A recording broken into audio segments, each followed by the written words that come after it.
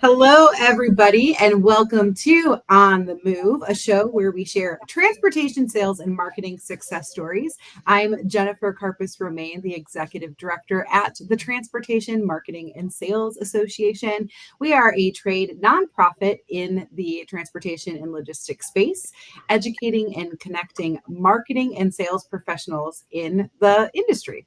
And we are so happy to have Lisa-Marie Manso-Davidson with us today. She is the Chief Operating Officer at Swish Advertising, and they are also a new member to TMSA and a sponsor at our upcoming TMSA Elevate conference. So we are so excited to have you here. How are you doing today, Lisa?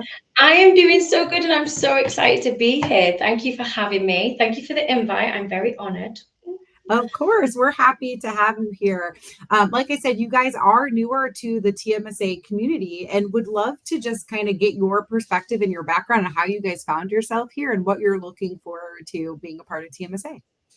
So obviously I'm fairly new in the recruitment advertising space, but our CEO, Bill Davidson here, has been particularly in the transportation space for I think it's like 18 years. He's been in the advertising space for 20 plus years. I think it's coming on 23 years.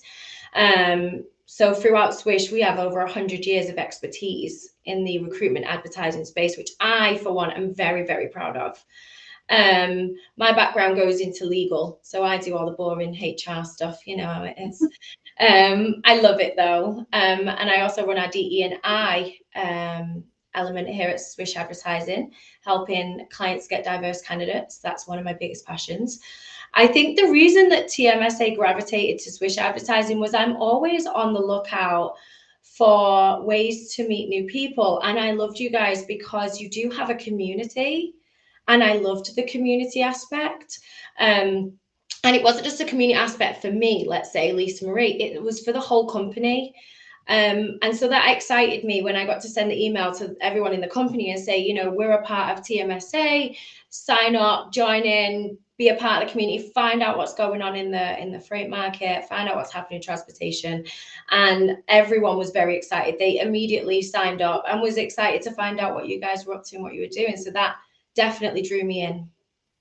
I love that so much. And you mentioned that you guys have this expertise in logistics, but you also do serve other markets. And so I'm interested to know kind of what you guys are seeing in recruitment marketing in terms of what's going on in logistics versus other industries that you serve. Yeah, so obviously there's an extremely soft freight market right now, which is very comparable to 2008, 2009, if not slightly worse. Although sort of many economists are saying we're not in a recession, it kind of looks like that a little. So we do tend to somewhat disagree. Um, Most industry experts are kind of saying that they're going to see a turnaround at like the second, third quarter, but we're a little more optimistic. So we're saying more the fourth quarter. Um, and we believe sort of there will be a minimal turnaround in the fourth quarter, and then capacity levels, we believe, will return to pre-COVID. In the other industries that we're working in right now, it's hot. Everywhere is hot. It's just freight and it's a little soft right now. Everywhere else, they're all booming and we're getting screamed at left, right, and center to provide candidates because they need them. You know, it's booming everywhere else, apart from construction. Mm. And how does that compare to years in the past? So obviously, as I said, Bill's been in the industry for sort of 20 plus years. So I did lean on him a little to ask him his advice on this. He was saying that he thinks right now, due to the upcoming election, that's why people are a little bit hesitant to spend. And that's why also construction's been a little impacted because people aren't buying homes, they're not building homes, they're not going on vacations and things like that. And he sort of said that speaking to many C-suite level people at the moment, they're saying this is the worst freight market that they're having right now than they've ever had. So that was sort of his opinion on that. Mm. And so we know this is a really tough market. We're seeing that across the board in many of the conversations. One of the things going on at TMSA Elevate this year, we're actually bringing 3 different economists, and they're going to be on a panel to discuss this part of this exact conversation of like, what is going on in the market? What are we seeing? And we wanted to bring multiple people to give different perspectives, because Mhm. everybody is seeing things a little bit differently, but having this kind of discord and having a real conversation around it, instead of just being like, this is what we see and this is Yeah. what it is. So I'm really excited about that. And I love that we have partners in TMSA that have this expertise and can discuss what they're seeing, and based off other industries or past years, and how we can proceed forward. But I am curious, like on the more positive side of things, what are some of the biggest successes that you are seeing in recruitment marketing right now?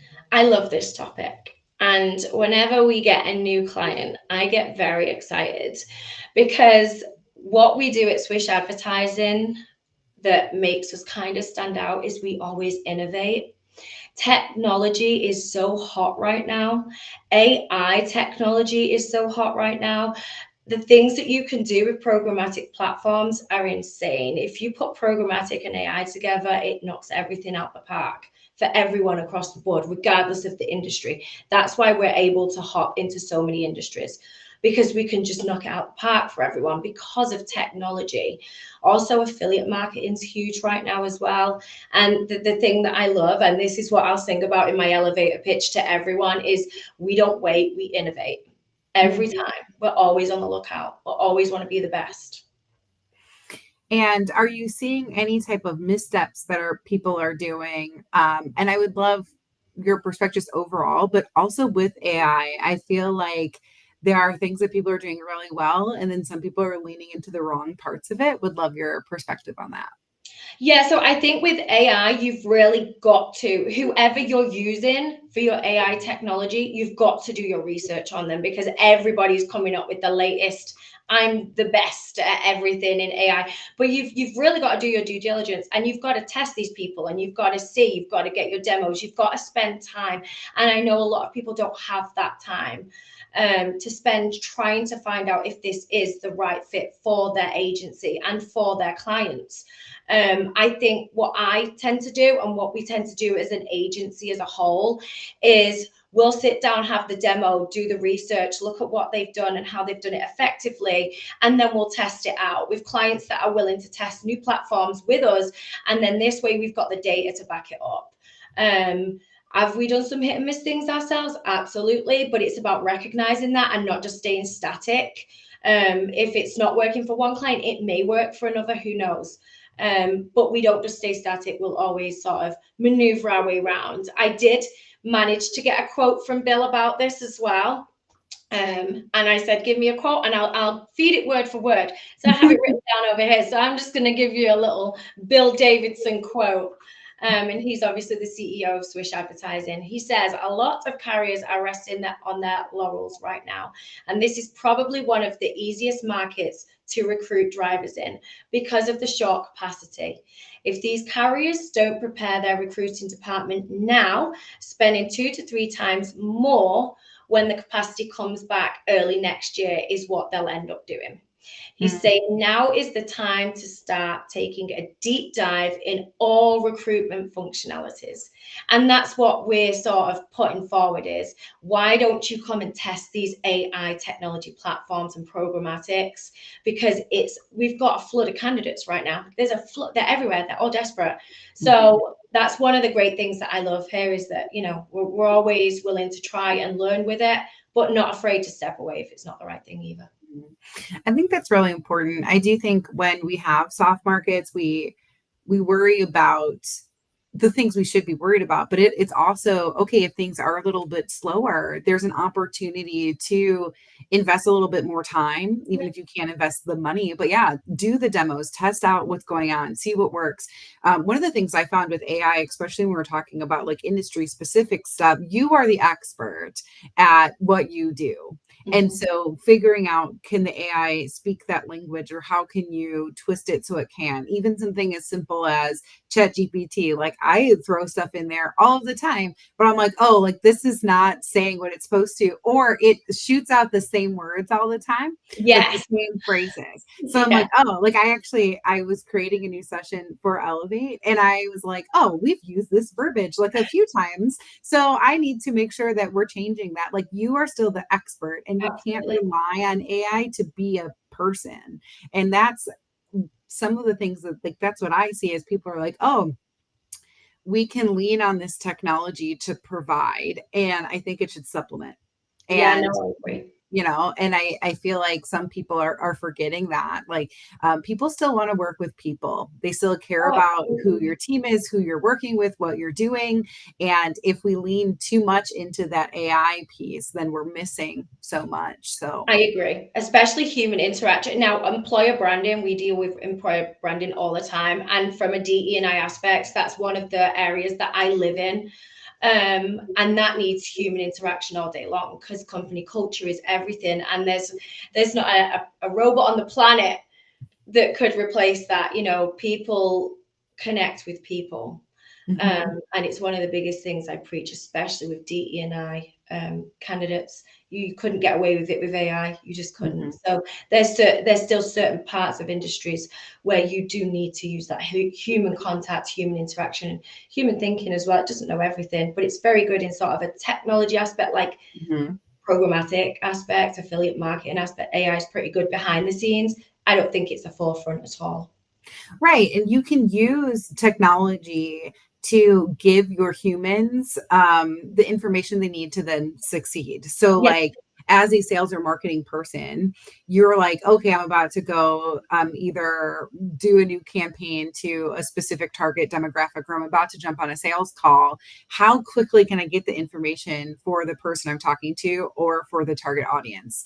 And the AI, the technology, the faster you can get that person yeah, up to speed to be able to have those calls efficiency and effectively and efficiently, or be able to create that marketing campaign. That's, to me, the goal. Because if yeah, you can get that information, make sure that it's clean data and all your information is in place, then your humans can move faster. absolutely. So it's Absolutely. not like, oh, let's have the robots then create the content and not look at it at all and send it out in a mass send and not understand why it's not working, but more, okay, how do we then let our human staff be able to work faster, understand the information faster, and be able to move a little quicker? Oh, absolutely. Hands down, couldn't agree with you more. Data and insights is one of our biggest blessings that we have right now, for the amount of data that's out there in the world and what we can pull in certain locations to help when it comes to finding candidates, not only just candidates, but candidates that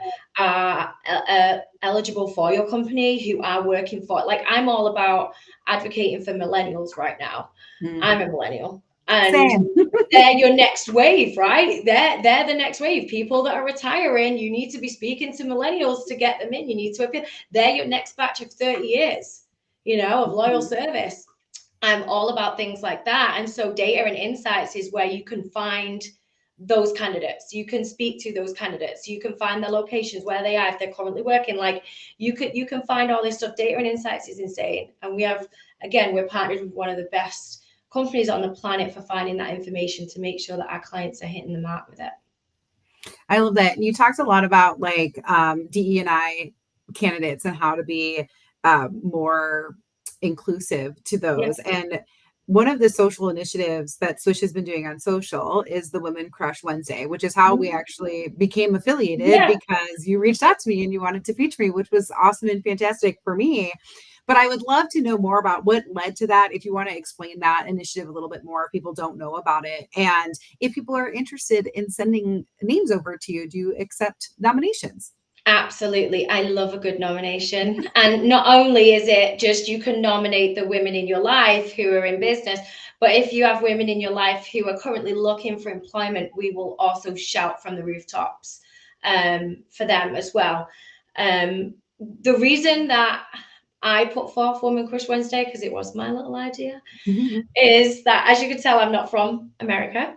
I'm originally born in England, born and bred there, and I moved over to the States sort of 3 years ago. I'm not used to women not having a voice, I would say, or I'm not used to women having to fight for a voice. Like, I've been heard my whole life. And I came here and I just saw that there was still a little bit of a divide. There's a bit of an issue here. I've come up against it myself, and I didn't like it. And so I thought, no, I'm bringing my British morals and values here, and I am going to make sure that every woman is heard and celebrated for how amazing she is and for where she's got. And not only that, but I think women should always uplift other women or any individual in the world. Women have a lot to give. And if people are willing to hear and forget the gender, if they're willing to just hear what they've got to say for life experiences, we could learn so much from one another. And so I use that platform to be able to shout it from the rooftop. And more often than not, it's so strange what I keep coming up against these women saying, me? Really? Like, people won't be interested in what I've got to say. And I'm like, yeah, they will, and that's because women here have been so used to, not being told that, but having to fight for a voice or having to fight, and someone just coming along going, I'd really love to hear what you've got to say. I would just genuinely love to hear it. And I think there's people across the board who'd really love to hear it.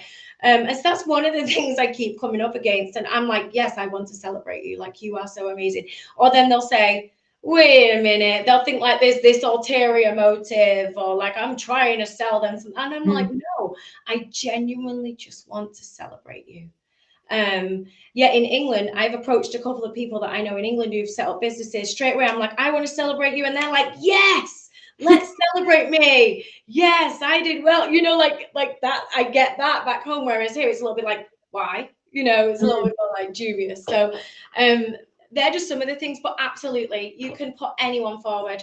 I would say, because this is another thing I've come up against, is someone's nominated someone, I've tried to reach out to that person, then they've been non-responsive, or I've gone in their junk mail or something. Just maybe give the person a heads up. If you're going to nominate someone or put someone forward, just give them a heads up and say, I think you'd be a great fit for this, and I've nominated you. Be on the lookout.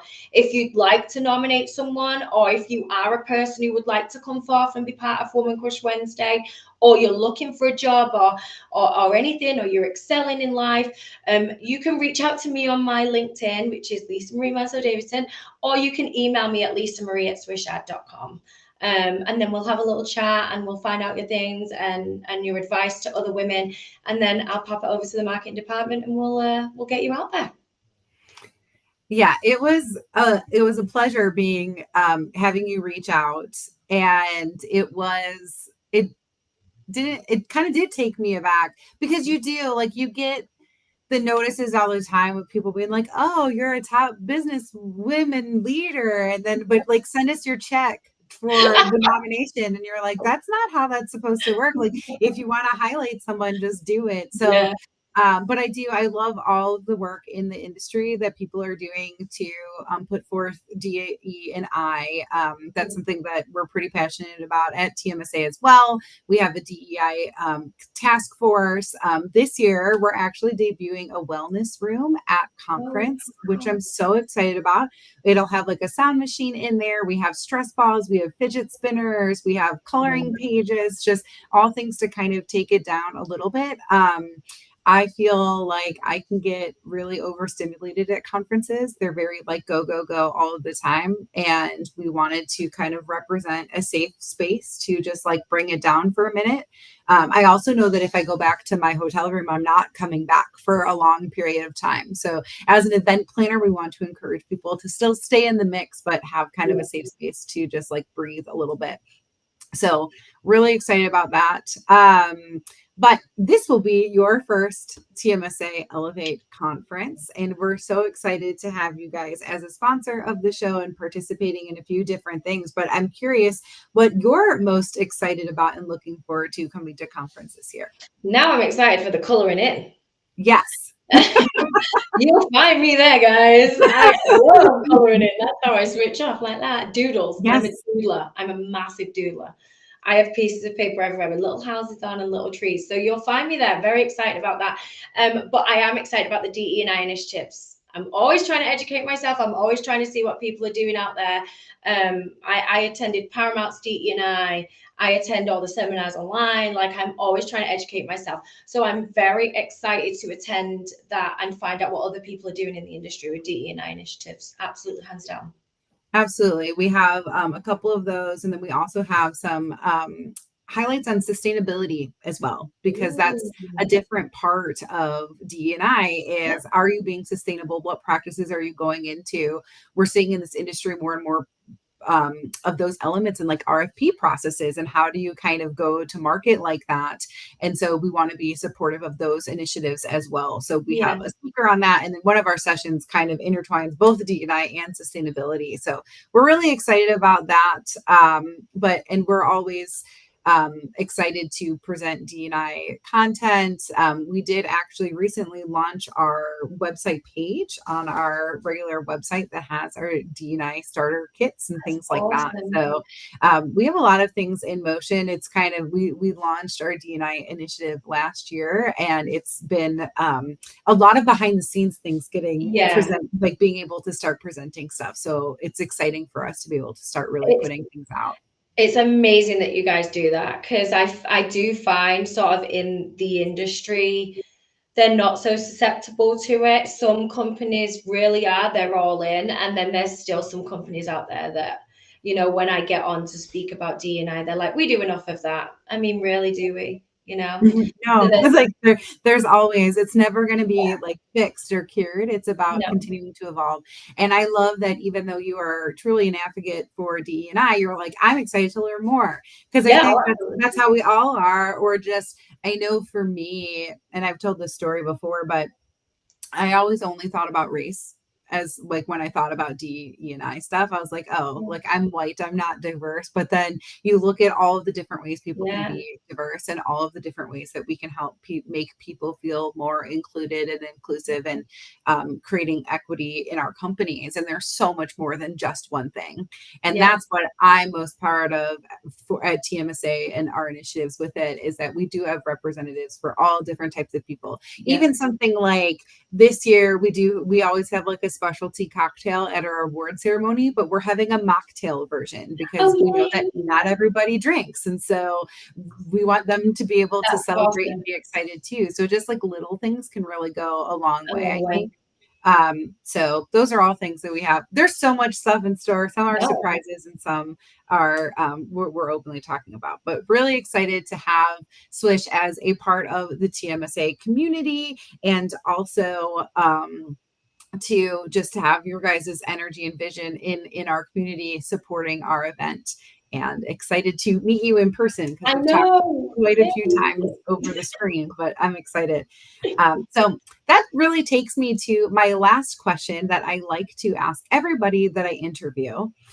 If you could go back in time and advise a younger Lisa-Marie, whether it's something personally or professionally, when would you go back to, and what would you tell her? Oh, there's so many younger Lisa-Maries. Yeah, I was like, Jen was messy. Right? There's so many. You could say. I think the Lisa-Marie that I would visit would be the 20-year-old Lisa-Marie. And the reason that I picked that girl is because I had just decided to become a single mom to 3 children. Very intimidating, I know. The oldest was 3, the second was 2, and the youngest was 6 weeks old. And I'd made that decision. It's not a small decision, it's a huge decision. And I think I would tell her, never stop learning, embrace everything that life has to offer, remain teachable. Everything's going to be okay. It's all going to pan out. Never lose the drive, the ambition. Always stay true to yourself. And that you can really be anything you want to be, as long as you want it enough. And I think as a kid, I was always told that, oh, you're just imagination, dreamer, you know, never going to happen. And I always raise my kids with different morals, and I tell them they can do and be whatever they want. And I had to really teach myself that And I had to sort of block out the noise of others. Like, that's ridiculous. Like the naysayers, they call them, don't they? The people that don't believe you can do whatever you like and you're just here to do one thing. And if you don't get that, then good luck.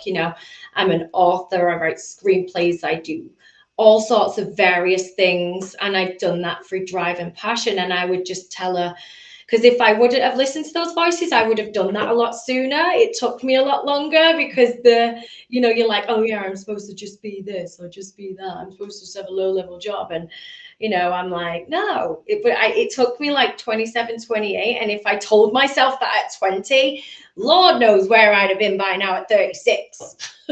Yeah, I heard a quote this morning, which is why I just pulled my phone up, but it said, "You've grown into someone who would have protected you as a child, and that's the most powerful move you've made." And I thought that was so poignant because it's like, do it like you said, like I'm raising my children a different way. I want them to believe Yeah, in themselves, and like there are pieces that heal you as you like be the person that you may have not had, or the voice yeah. of reason, or the voice of the champion, or whatever that looks like. And I loved that a lot. That really resonated with me No, this that's morning. awesome. I was Thank like, you why for sharing. Facebook is sending me stuff, hitting me in the fields at like 8 a.m. I'm not ready. But I just really like loved that. And I feel like that it was just kind of ironic that you said that, because I feel like it's pretty much what you're saying. Like, oh, like I'm gonna be that cheerleader that maybe I didn't have, and like really push. And yeah, you have to work for it, but there are definite opportunities when you do. So There love are. that. They Love are. that. Thank you. Yeah, that's little old me. Well, I appreciate your time today. If you guys are interested in coming to TMSA Elevate and meeting Lisa-Marie in person and hanging out with me as well, there is still time to register at events.tmsatoday.org. Well, I guess if you're listening to this live or over the next couple of days, but we will be closing registration in the next week. Oh, get So them quick. yeah, so get in quick. See you in New Orleans, June 9th through 11th. And excited to meet you in person. And thank you so much for coming on the show today. You're so welcome. I'm so excited. See you all in June.